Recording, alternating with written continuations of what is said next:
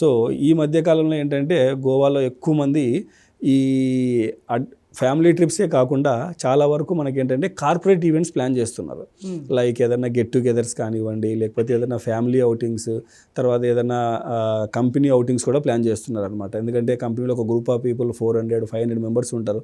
So, వాళ్ళందరూ కూడా at a time అక్కడికి వెళ్ళి ఒక మంచి రిసార్ట్లో ఉండడం, లేదంటే మంచి స్టార్ కేటగిరీ హోటల్స్లో ఉండి అక్కడ ఆ డేలో గెట్ టుగెదర్ ప్రోగ్రామ్ పెట్టుకొని అక్కడ ఏదన్నా సరే అడ్వెంచర్ స్పోర్ట్ యాక్టివిటీస్ ప్లాన్ చేసుకోవడము, లేకపోతే ఏదైనా గెట్ టుగెదర్ మీటింగ్స్ పెట్టుకోవడము, అవార్డ్ ఫంక్షన్స్కి, ఇలా డిఫరెంట్ సెక్టార్స్ నుంచి గోవాకి అనేది వెళ్తున్నారనమాట. సో హ్యూజ్ గ్యాదరింగ్స్ ఏదైనా జరగాలి అంటే మాత్రం ఫస్ట్ మన వాళ్ళు చూస్ చేసుకున్నటువంటి డెస్టినేషన్ గోవా అనమాట. సో ఎందుకంటే మనకి తక్కువ బడ్జెట్లోనే హోటల్స్ దొరుకుతాయి. సో మనం బీచెస్కి వెళ్ళొచ్చు, ఏదైనా పార్టీస్ చేసుకోవాలనుకున్నా కూడా అక్కడ మనకు అన్ని సదుపాయాలు అందుబాటులో ఉన్నాయన్నమాట.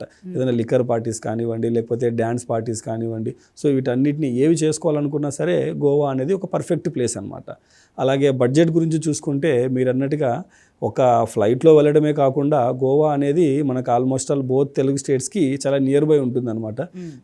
బస్సులో మనం ట్రావెల్ చేయాలనుకుంటే కేవలం ఒక నైట్ జర్నీ అండి. సాయంకాలం మనం ఇక్కడ బస్ ఎక్కి పడుకుంటే మార్నింగ్ అంతా మనం గోవా రీచ్ అయిపోతాం అనమాట.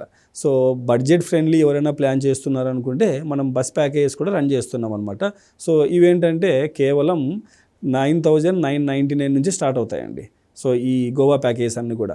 సో అక్కడికి వెళ్ళిన తర్వాత ఈ 999లో వాళ్ళకి మంచి డీలక్స్ అకామిడేషన్ ఉంటుంది. వాళ్ళు దిగుతున్నటువంటి ప్లేస్ నుంచి పికప్ డ్రాపు, అక్కడ సైట్ సీయింగ్ ప్లేసెస్కి లిమిటెడ్గా వెహికల్ ఉంటుందన్నమాట. సో ఫుడ్ అనేది ఏంటంటే ఈ బడ్జెట్ ఫ్రెండ్లీ ప్యాకేజ్ కాబట్టి డైలీ బ్రేక్ఫాస్ట్ అనేది ప్యాకేజ్లో ఇంక్లూడ్ ఉంటుందన్నమాట. సో దీన్ని ఇంకేదైనా కస్టమైజ్ చేసుకోవాలి, ఇంకొంచెం బడ్జెట్ ఎక్కువైనా పర్లేదు, ఫుడ్ కూడా మనం యాడ్ చేసుకోవాలనుకుంటే సో వెళ్తున్నటువంటి మెంబర్స్ని బట్టి ఆ ప్యాకేజ్ అనేది వేరియేట్ అవుతూ ఉంటుందన్నమాట.